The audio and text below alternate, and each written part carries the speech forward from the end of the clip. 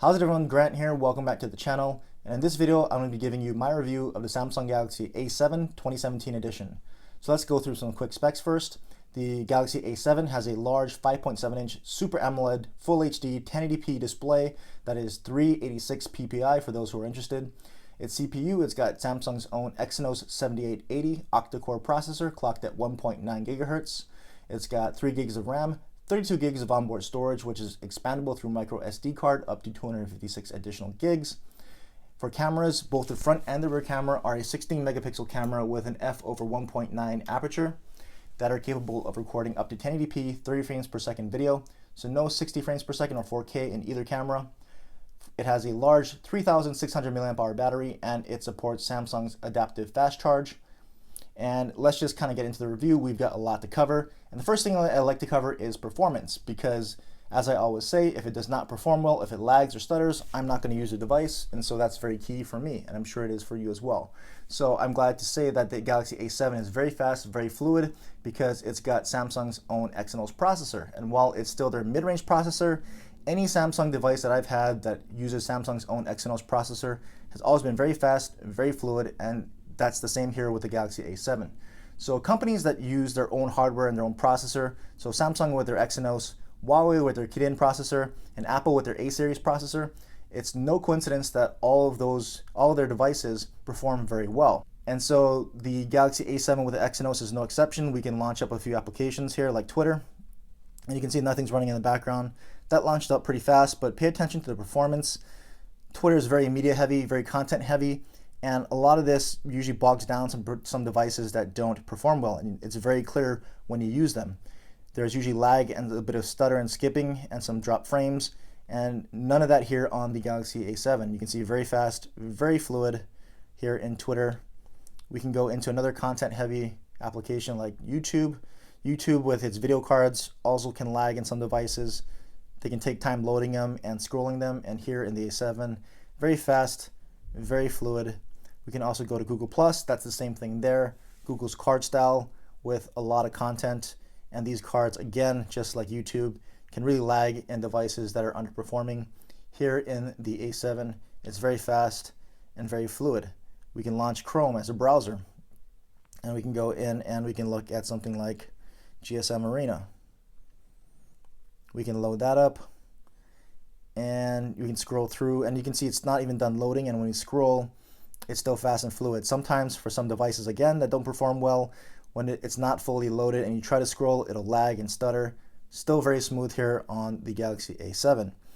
Also going to your recents, you can see the nice animations there and how smooth the cards are and navigating between apps.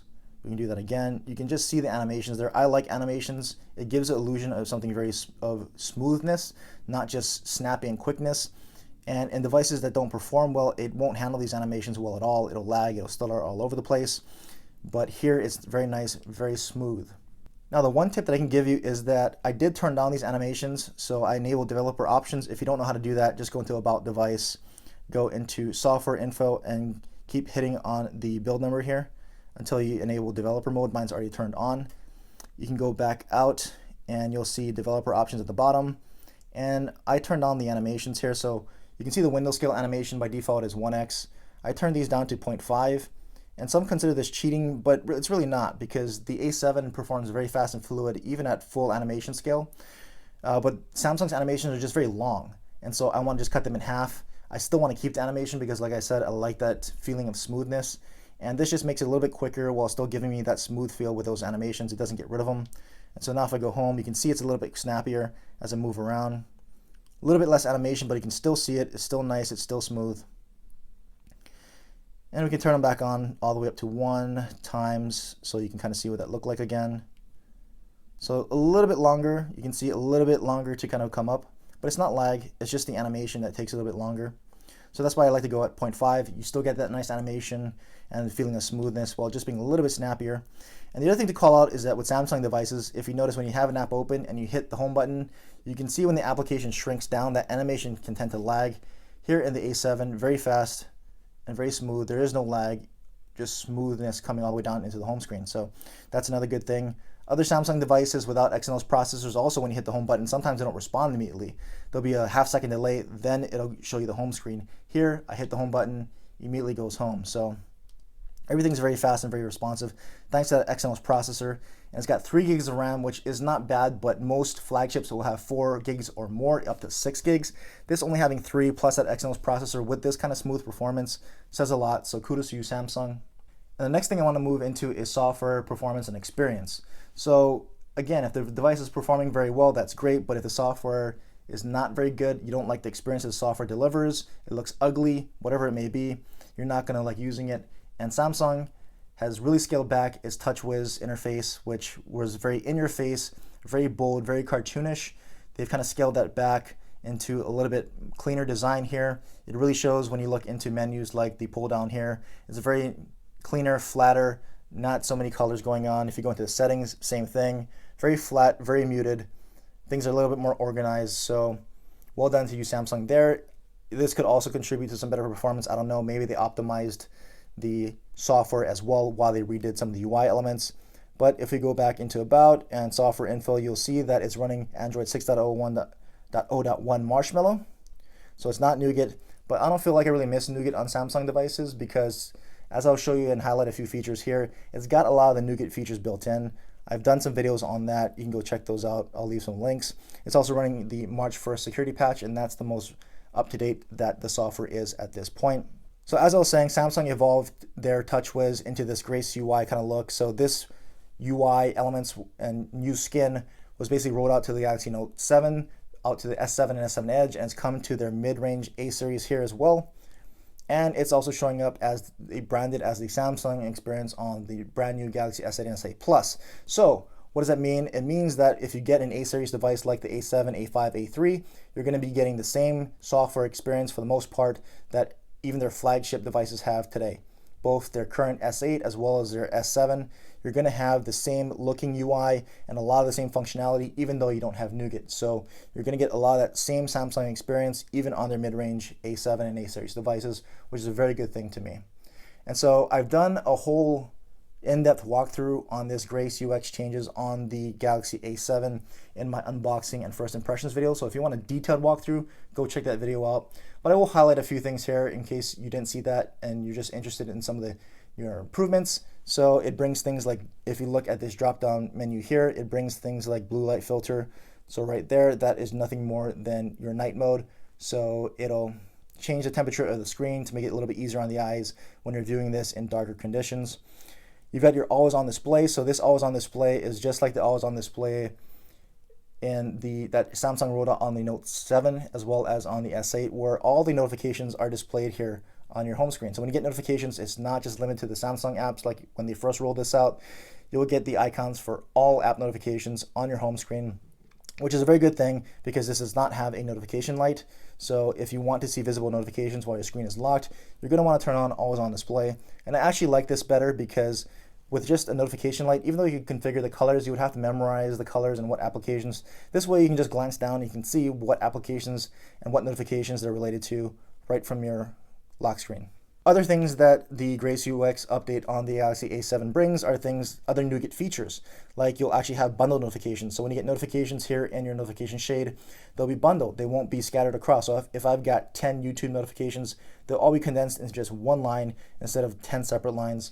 You've also got quick replies, so things like messaging. If I get an SMS, I can quickly just reply from the notification shade without actually having to launch the app. So a few time-saving features there, and a little bit better organization for your notification shade. Those are Nougat features that Samsung has brought to Marshmallow here on their Grace UX on the Galaxy A series and the Galaxy A7. So that's a very good thing as well. Other Nougat features that are here on the Samsung Galaxy A7 is things like multi-window. Samsung has always had multi-window built into their software, but you still have it here on the A7. If you just press and hold, you can pick one app for the top, pick the bottom app, another app for the bottom, so I can watch YouTube while I check out my Twitter feed if I wanted. And just like Samsung's split screen implementation, you have additional options that Nougat doesn't have, so I can just swap the screens like that from top to bottom. I can copy content from one screen to another. I can minimize the active screen into this floating icon here. so that when I want to, I can reactivate it. It'll appear in windowed mode. So application window mode is also here. The application can be resized. They can be put back into a minimized icon, or you can just go ahead and maximize it. So Samsung's implementation of multi-window has a little bit more features than Nougat. They've always had those features, and it's still here on the Galaxy A7.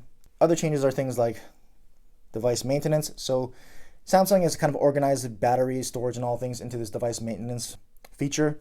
It'll assess the performance of the device, and if your device isn't running too well, like you can see here, it's 66 out of 100, it's moderate. We can go ahead and hit fix now, and it'll just start closing out unused background apps, freeing up some memory, etc., to get your device performing a little bit smoother, a little bit better. Now, I didn't notice any lag, but it couldn't hurt to clean this out every once in a while, so I recommend you optimize this every now and then. But this is also where you're going to find your battery. So you've got different power saving modes now for mid and max, and you can kind of configure what those things mean, and it'll show you here what your additional battery life or expected battery life will be if you hit those settings. I'm not using any power saving mode right now, as you can see. And if you hit battery usage, that's where you get to your traditional battery chart there, so you can see your battery burn down, as well as what's taking up the most battery and your screen on time. And you still have your typical Samsung advanced features. So as you know, Samsung devices are feature packed, and it still has all the typical ones like quick launch camera by double tapping the home button. It's still got your pop-up view gestures like I showed you, which is basically your windowed application mode. It still has smart capture, which is your palm and your palm swipe to capture. So if you hold your palm and swipe over, it'll take a screenshot. You still have smart alert, smart stay. Looking at this, if you're still looking at the screen, it'll keep the display on. All those things are still here on the Galaxy A7 if you want to use them. One-handed operation is there as well, given that this is a large 5.7-inch device. If you want to make it easier to operate the device by making the display a little bit smaller, you can do that as well. So a lot of features that you're accustomed to are still here on the Galaxy A7. And Samsung still has its nice themes. As you can see here, I've got the stock launcher with the default theme here, and now everything's really white in all the settings. If I go into wallpapers and themes, the theme that I've been using a lot is this Material Dark. There's a bunch of nice themes here in the Samsung theme store that are all free. So if you like dark themes, I actually like this Material Dark. It's a little bit old school, I guess, with some of the older Android icons, but I think it looks nice. If we hit apply, it'll apply the theme. And as you can see, it gives it a very nice dark look. So you've got a nice dark wallpaper. You've got a lot of the stock Android icons there. It looks very stock Android-ish. If I pull down from the menu, it's not white background now, it's a dark background. If I go into settings, my settings are all dark. So if you like dark themes, a little bit easier on the eyes, plus it conserves some power, this being an AMOLED display, not as many of the pixels will light up with a darker background. You can conserve some power there. Go look up a dark theme. I recommend Material Dark. That's the one I've been using on my Galaxy A7 here. And one last thing that I'll mention is that the Galaxy A7 actually does have an FM radio. So if you do like having an FM radio on your device, by plugging in your headphones to do that, you've got an FM radio built into the Galaxy A7. So now that we know the Galaxy A7 is a very snappy performer, the software is a lot more refined, still has all the great Samsung features, what about the display? If the display doesn't look good, if it's not bright, vibrant, and calibrated for your eyes, you're not going to want to use that device. Staring at that ugly display is going to get to you, but you're not going to have the problem here on the Galaxy A7. It's got that beautiful, big 5.7-inch Super AMOLED display, and yes, it's quote-unquote only 1080p, but being a Super AMOLED display, the colors on this are bright and vivid and just absolutely pop. So if you take a look at some of the icons there, you can see the reds are very red, the blues are blue, you've got some greens that are just pop out here. You can look at some of the Google icons, so some different shades of green, all different colors. Like a true Super AMOLED display, these colors are going to be very vivid, and they're just going to pop, and you can even see the text there. Very clear, very crisp text, even at 1080p. So you don't have to worry about sharpness, text readability, colors being very vibrant or vivid. If you like those kind of things, they're all here. It's a typical Super AMOLED display. And if you want to see here, we can go into the display settings, and you can go here and choose your screen mode. This is where some people were having some issues on the Galaxy S8, where if you went to some of the AMOLED settings here, it would make the screen warmer. Some were saying reddish for them. You can see here, just kind of makes this display warmer. Basic will take it back to a little bit more natural display, and adaptive is where I usually leave it. It'll try to change the colors on the display depending on the lighting situation and everything else. I just leave it on adaptive display. I think it looks great here in this mode. But if you want to change it, that's where you would go to change it. The other aspect of a display is you want to know if it gets very bright. And so being a Super AMOLED display, I think these panels get the brightest of any type of this display on the market. We can take it off of auto brightness, and I'll show you. We'll crank the brightness all the way up, and there you go. I don't think the camera can really handle that, and just kind of try to adjust for it. So in person, this thing is blindingly bright. And when you show it some white there, the camera tried to adjust as well. So in person, this thing is very, very bright, like most Super AMOLED displays are. You're not going to have any trouble with sunlight readability because of that. It'll be very clear, very crisp, even in direct sunlight. And indoors, I usually leave this under 50%, and it's still more than bright enough for me. If I'm in an indoor situation like work with some brighter lighting, 50%, 60% is more than enough. Outdoors, cranking up to 100 in direct sunlight, and you're going to get perfect readability. So Super AMOLED display, even though it's just 1080p, it's a very good looking display, has all the characteristics of a Super AMOLED display, Samsung Super AMOLED displays that you're used to. Bright, vibrant colors that just pop, and a very, very, very bright display. So no issues with the display here on the Galaxy A7. So let's get into design. So the Galaxy A7 pretty much borrows its design language from the Galaxy S7. It looks like it's just a very big Galaxy S7. Here's the S7 here. 5.1 inch display, 5.7 inch display on the Galaxy A7, but they look pretty much identical. The front looks pretty much exactly the same. You've got the screen, you've got the Samsung branding up top with the camera module as well as your earpiece receiver. You've got your home button in the bottom with your two capacitive buttons on either side. Even from the back here, we'll flip them around. They pretty much look the same. Samsung logo, you've got the camera and your dual LED flash. On the A7, you've got your camera module with just a single flash there. And if you notice, on the S7, we all know the S7 had that little bit of a camera bump. On the A7, there is no camera bump. Everything is flush to the chassis there. So everything is smooth and flush. They both have this glass back, shining glass back design. It gets very fingerprinty. So even the buttons are pretty much the same here. You've got your volume buttons on the left there. You've got your power button here on the right. And if you notice, they move the speaker from the bottom to the side. So there is your speaker on the Galaxy A7. If we can get that to focus, there you go. And on the bottom, you can see they went from micro USB on the S7 to USB Type-C on the A7. So you got Type-C on the Galaxy A7. Your 3.5mm headphone jack is on the opposite side now, but it's still located on the bottom. Antenna lines are still the same. So it's pretty much just a big Galaxy S7 as far as design goes, and I think that's a very good thing. I don't think thickness is any different if you put them both down. No, pretty much the same thickness as you can see here. So basically, if you wanted a bigger, cheaper Galaxy S7, that's what this A7 basically is. Even the S7 Edge was 5.5 inches. This is 5.7. So if you wanted a big phablet type of Galaxy S series device, the Galaxy A7 is it. Yes, it's got mid-range specs, but as I just showed you, performance is top-notch. But you're going to get pretty much the same software experience and pretty much the same kind of design and look here. It's just going to be a much bigger device. If you don't like the big device in the A7 and you want something smaller, you can go for a 5.5 inch A5 or a 4.6 or 4.7 inch, I think, in the A3. So different sizes in the A series, but they all look pretty much just like the Galaxy S7.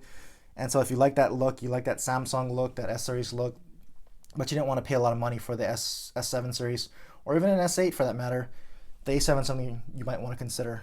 And even though it's larger, the overall in-hand feel, for at least my hand, is still pretty good. I can touch my thumb to my middle finger, which for me is an indicator that I can actually handle this device with some confidence. I don't have a grip issue where I feel like it's going to fall on my hand. And even though there's a glass back here, it still feels a little grippy. So it's not as super slippery as some of the other devices. But it is a fingerprint magnet, and I would wear a case when I'm out and about. The only thing about in-hand feel is because it is a 5.7 inch device with a traditional 16:9 aspect ratio, it is going to be wide. So even though I can grip it around, if you have smaller hands, you might not be able to. And its back is slightly curved, as you can see there, but it's really curved mostly on the edges there. I really wish this had more of a curve, natural curve on the back, so it'd fit a little bit better in the palm of your hand, given it's such a big device. But still, for me, if you're maybe a little bit bigger person or with larger hands, even this device shouldn't be too bad for you, but just something to note there. And the last thing about design, we'll go through the fingerprint sensor. So the fingerprint sensor is still there on the bottom, and this is a clickable home button. But what has changed is that this is actually just a scanner too. So if you don't want to actually click the button to activate the screen, then hit the fingerprint scanner, because on even the Galaxy S7 and older devices that had the fingerprint scanner on Samsung devices, you used to have to activate the screen. So you either had to activate the screen by first pushing in on the home button or activating it with the power button, and then it would activate through your fingerprint scanner. Here on the A7, you can just rest your thumb on the scanner and it'll activate like you saw there. So here I'm just resting my thumb and it activates. I'm not pressing in at all. You can press in so you can hear the click and it'll activate. Or you can turn on the power button and rest your finger. Either way, but that's what's changed. It's a true scanner. You don't have to actually activate the screen. You don't have to push the button. You can just rest your thumb or whatever finger you want onto the fingerprint reader and it'll unlock your device. And as you can see, it's fairly fast, pretty reliable. I do notice that, like all fingerprint scanners, if your thumb is a little bit dirty or wet, or if there are some smudges on the fingerprint scanner, it can not pick up the reading. But I noticed that this is a little bit more finicky. Maybe just a natural skin oil might be on your thumb. It can really throw off this reader. It's not doing it here. It's functioning very well because everything's clean. But I do notice that it's a little bit more picky than some other fingerprint scanners. So that's the only knock I would have on it. Otherwise, it's very accurate and it's fairly fast. Not the fastest, but definitely fairly fast. But as I said, what I do like is the fact that it's a true scanner. You don't have to activate the screen. You can just rest your finger on it and it'll activate. So now let's talk battery life. So the Galaxy A7 has a large 3600 mAh battery, which is the exact same battery capacity as the Galaxy S7 Edge. But given that the A7 has a 1080p display and Samsung's own Exynos processor versus the Galaxy S7 Edge, at least my version, with a Quad HD display and a Snapdragon processor, I figured I was going to be in for some really good battery life, and the A7 has definitely delivered. So to put it in perspective, good enough for me, if you care about screen on time, is usually 3 to 4 hours, and that gets me through my whole day, meaning I take it off the charger in the morning and I don't have to put it on the charger until I go to sleep at night. 3 to 4 hours usually gets me through that because I work 5 days a week and I'm not always actively using my phone. And amazing for me is 6+ hours of screen on time. That gives me 1.5, close to 2 days. On the A7, I'm averaging 6.5 hours of screen on time, and I even had a max of 8 hours. So here's some screenshots. I'll also put them on the display so you can see it bigger. But here you can see over 6 hours here, and here's what I was doing. You can see the burn down chart. Very good standby when you're not using it. Very flat line right there. So yeah, I mean, I was averaging 6.5 hours. Of course, it's going to vary depending on usage, and so you'll see some here where I've got like here 5.5 hours. But I did have a max of 8 hours, and like you can see here, you're going to see some good standby times in the charts. 8 hours, so this is the day I had 8 hours there. So I can flip through them, and it's going to average out to 6.5 hours. And again, in the charts, you see some very good standby times. So when it's performing well, you're going to get very good standby, and you're going to get very good battery life. I will note that there was one day when I only got 4.5 hours of screen on time, and I did note that the battery was draining fairly quickly. The burn down chart was going all the way down, and even in times when I was not using it, I wasn't seeing the flat line for good standby. So I just restarted the device and everything was fine. So something must have been running in the background or whatever, so that's typical of Android. But I thought I'd just mention that in a review. It happened only once, but just in case you experienced that on this device, a restart is what worked for me, and that again only happened once. Other than that, as you can see here, some very good standby and some very good battery life. So the Galaxy A7 definitely gets top marks for battery life. Like I said, 6.5 hours of screen on time average, 8 hours is my max. That's close to the battery champ for me, which is the Moto Z Play, and I got like 9 hours on that thing, and that lasted me 2 days. So it's possible to get very good battery life, like I said, up to 1.5, maybe 2 days, depending on your usage. So now let's talk cameras. The front and rear facing cameras on the Galaxy A7 are both the same. They're both 16 megapixel cameras with an aperture of f/1.9, and they're capable of shooting video up to 1080p 30 frames per second, and there is no 1080p 60 frames per second recording, and there is no 4K video recording here. But that's not really expected on a mid-range device like this, and I will say that the cameras on the Galaxy A7 have definitely exceeded my expectations. Samsung has typically put some pretty decent cameras in their mid-range phones, and this is no exception. I'll show you some sample shots here in this video so you can kind of see some of that. But I did a couple of different dedicated camera sample videos, one for the A7 itself and another one against the Galaxy S7 Edge. So if you want to see a lot of photos and a lot of video from the Galaxy A7, go take a look at those. But I will say that photos in both good and even low light look very good from the A7, and some of them even rival the quality of the Galaxy S7. Now, I'm not going to kid myself and say that the cameras are as good as the Galaxy S7, but as far as still photos go, they get pretty close, and I was very pleasantly surprised with this low light performance for still photos. Some of the only gripes that I can really complain about in the still photo department is that, like most cameras, the Galaxy A7 will oversaturate the photos, and this becomes a problem with colors like reds and very bright reds. It really blows out the red to the point where you can't see any detail in it. Otherwise, again, still photos in both good and even low light are very good on the Galaxy A7. Video quality and audio recording is also very good here. In good light, the video quality is very nice and very good, very crisp. In low light, it's pretty terrible, which is pretty surprising given that the still photo performance in low light is very good. But in low light, the video quality from both cameras is pretty bad. But overall audio sounds very good. So, and it sounds pretty close to the Galaxy S7 to me. Samsung has typically had some pretty good audio recording here in their devices, and the A7 is no exception.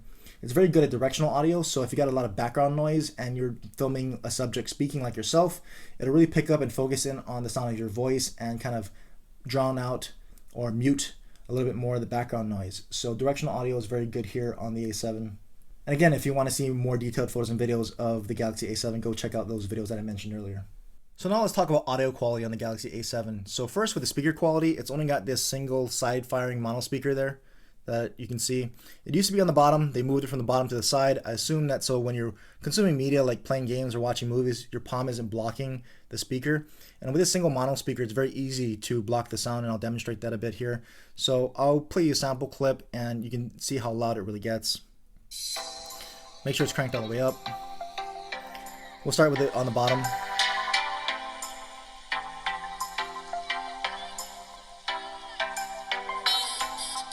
We'll move it up to the top.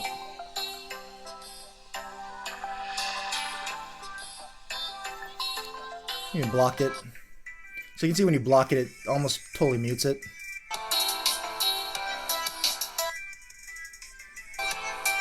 And I'll put it next to the microphone so you can really get a better gauge for it.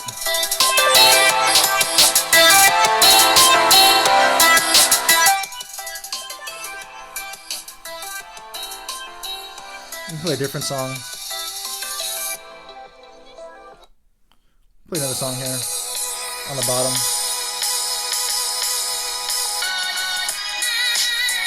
Just a little bit different beat, a little bit of the song, a little bit louder. Up top.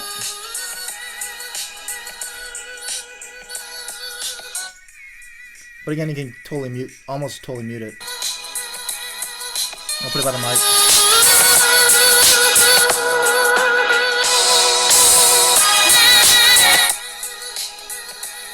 So you can see there it actually gets pretty loud for a single firing speaker, but you can still pretty much almost mute it by covering it, but it makes it a lot harder to cover depending on how you're using it with that side positioning. So I actually do like that. And as far as internal audio goes, we can kind of go into some of the audio settings here so you can see. So sound and vibration, sound quality and effects. And so Samsung actually has some pretty built-in nice audio enhancement features. So you can see it has its own equalizer here, so I can easily just tune the bass or treble with a dialer there. And I can even change how the mids come out with the vocal and instrumentals. So quick dialers there. I can go in and I can do some specific EQ settings here with all the sliders. I can just slide these things up or down however I want to. And I can make my own custom EQ setting. So that's nice. And they also have some presets for your typical genres of music. So equalizer is very nice. It actually does make a difference. So I would suggest using the equalizer if you're going to use your headphones with the 3.5mm headphone jack that is still there. They have other sound enhancements as well, so when you plug in your headphones, you'll have access to things like UHQ upscaler. I think that makes the most difference, so I recommend turning that one on. Surround and tube amp do make a difference, but to me they don't sound very good. You can even mimic a concert hall type of a sound. I say use UHQ upscaler. That sounds the best for me. And it even has something like what HTC has with their USonic. It has this adaptive sound kind of quality. So when you're wearing your earphones, it'll try to adapt the sound to your ears. So I can try to demonstrate this for you. I'll try to plug in a pair of headphones. It has to be plugged in to use this. Hit start. And with your earphones plugged in, it'll start playing a series of very low sound beeps. So it's kind of like the old school hearing test that you had in school. I don't know if they still do that. I'm probably dating myself. But if you remember those where they would play a beep in either ear, your right or your left, you would just say, do you hear it? Hit yes, and it'll start adapting the sound so you can see the bars start moving, depending on what you hear and what you don't hear. So, and this actually does work. I do notice a difference after I tune this to my hearing and my ears. So I would encourage you to go through this setup of the adapt sound. It actually does work. And like I said, I would suggest that you use the EQ settings and the UHQ upscaler as well. They're going to really enhance the sound of your music. It's not going to be anywhere near the quality of something like an HCC 10 or any of the other devices that can take advantage of the Snapdragon built-in DAC. So this is where some of the Qualcomm processors come in handy actually, where they have an actual built-in digital to analog converter that OEMs can take advantage of. And so devices like the HTC 10, HTC U Ultra take advantage of that and sound fantastic. This being Samsung's own Exynos chip, it won't have that. But with these sound effects, it actually does improve the quality of your music, and it actually makes headphone listening fairly pleasant. So again, while not the best, they do have some great options here, and music listening will sound pretty good. So let's go through calling and messaging because it is a phone and it should function like a phone. So like most phones, calls sound nice and clear. There's nothing really abnormal about the call quality here. I could hear people fine, they could hear me just fine. So no real issues to report with that. Same with messaging, SMS, MMS, no problem sending and receiving that here on this device. The things I do want to call out is that there is no voice over LTE. So if you like voice over LTE and that enhanced calling, it's not here, not supported on the Galaxy A7. It does have Wi-Fi calling, but it's not supported or doesn't really work on my mobile carrier here in the US, which is T-Mobile. So if you're on US T-Mobile, Wi-Fi calling won't work. There is an option for Wi-Fi calling. You can enable it, but it does not work, at least for me here in the US with T-Mobile. So just something to call out there. And for me, the loudness of the speakerphone wasn't quite as loud as when I played music through it. So well, still fine, and I can hear people through the speakerphone. It just wasn't quite as loud as when I played music. And when you completely cover up the speaker, it mutes the call audio way more than it does when you play music. And you heard when you play music, it virtually muted the music, but you could still kind of hear it. If I cover this thing while I have the speakerphone on, I can't hear the person at all. So just something to note there. Speakerphone quality is fine, not the best, and definitely not as loud as when you're playing music through it. And lastly, just a few other miscellaneous mentions, like some lifestyle features, convenience features. So like I mentioned earlier on, it does have a glass back, but there is no wireless charging like the S7 or S7 Edge. So if you're expecting wireless charging because it has that glass back and same S7 Edge kind of design, it does not. No wireless charging here on the Galaxy A7. But it is IP68 dust and water resistant, so same water resistance and dust resistance as built into the Galaxy S7, S7 Edge, and even the brand new Galaxy S8 and S8 Plus. So IP68 dust and water resistance is available here, which basically means you can dunk this in about 1 meter of water, which is 5.5 feet, for about 30 minutes and not have a problem. It's not really meant for any kind of saltwater submersion, so don't go swimming in the ocean with it, but drops in your pool or in your toilet for whatever reason, or if you just want to go swimming with the kids and take some photos, that's perfectly fine. You shouldn't have any issues with that. So now to sum it all up, let's go through some of the pros and cons, some of the good and the bad. Let's start with the good and the pros. So for me, the pros are that it's a very fast and fluid performing device. It's got Samsung's latest software experience with Nougat-like features, even though it's still running Marshmallow. It has the S7 design in a larger form factor, so if you just wanted a bigger Galaxy S7, this is a very good option. It's got a beautiful Super AMOLED display, and being 5.7 inches, there's just more of it to enjoy. The fingerprint scanner works without activating the display, so it acts as a true sensor. You don't have to turn on the display or press into the home button to activate the sensor. You can just rest your finger on it. I like that. It does have an over 1 day of battery life, maybe up to 2 depending on your usage, so that's fantastic. It's got a very nice camera for still photos, even in low light. So even low light photos come out very nice. It has good video quality and good lighting, not so much in low lighting, but in good lighting, video recording is great with great audio recording performance. It's got good audio enhancements for headphone listening, and it's IP68 water and dust resistant. And so some of the cons that I think you need to consider when looking into picking up the Galaxy A7, number one is the fingerprint sensor. It's a little bit more picky than most other devices where the sensor has to be clean, your fingerprint sensor has to be clean and dry for it to really work all the time. I found that it's more prone to acting up and not registering your fingerprint when there is a little bit of smudging on the fingerprint scanner or you have a little bit of oils on your fingerprint. I just find it a little bit more picky than most other devices. And the single firing mono speaker on the side, while it does get kind of loud for music listening, does not get quite as loud for speakerphone calls. Also, just a single firing mono speaker. It sounds okay, not that great. I think it can be improved, but I think that's the price you pay for having waterproofing. I think with the waterproofing in here, it will prevent from getting the most optimal sound out of it. So I'm not a fan of having just a single mono firing speaker. Also, there is no video stabilization and poor video quality in low light. So if you want stable video footage, you're going to need to use a tripod.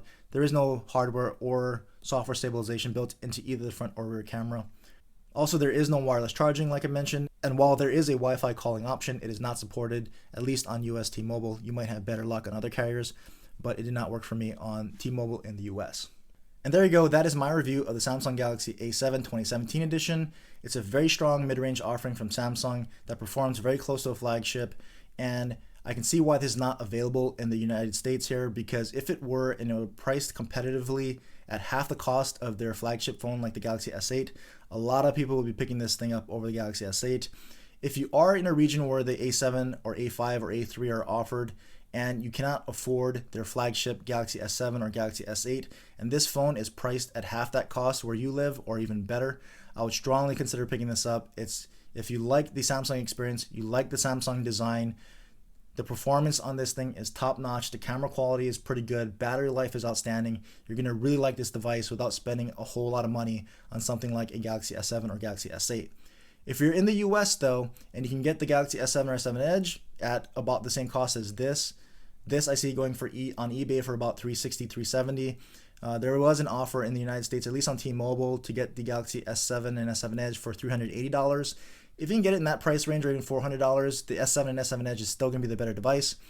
But if you can't, and you can somehow manage to pick this device up at less than $400, well less than $400, and you really cannot afford the $750 or $850 for the Galaxy S8, this is a definite consideration, and I would highly recommend it. So if you have any other questions or comments, leave them in the comment section below. And as always, thanks for watching, everyone.